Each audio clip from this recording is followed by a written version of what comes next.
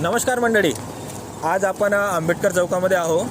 तर माझ्या कानावर अशी तक्रार आली की कॅमेऱ्यासाठी करोडो रुपये खर्च केले गेले, तरीसुद्धा आमच्या आंबेडकर चौकात कॅमेरे अजूनपर्यंत लागलेले नाही. त्या संदर्भात राहुल भाऊ यांची तक्रार होती. तुमचं काय म्हणणं आहे राहुल भाऊ? माझ्या असं लक्षात आलं की 9 ते 10 करोड रुपयाचं यवतमाळ शहरामध्ये कॅमेरा लावण्याचं टेंडर निघालं आणि ते टेंडर एका कंपनीला देण्यात आलं.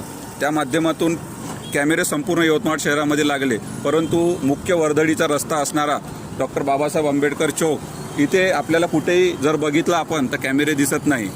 आणि यामुळे असं होईल समोर जाऊन की कुठल्याही गोष्टीची जर काही घटना घडली तर मग त्याचा जिम्मेदार कोण, हा एक प्रश्न जनसामान्यांना पडलेला आहे, मला पडलेला आहे व आम्हा सर्वांना पडलेला आहे. त्यामुळे शासनाला आमची नम्र विनंती आहे की त्वरित त्यांनी इथे सुद्धा कॅमेऱ्याची CCTV कॅमेऱ्याची व्यवस्था करून द्यावी.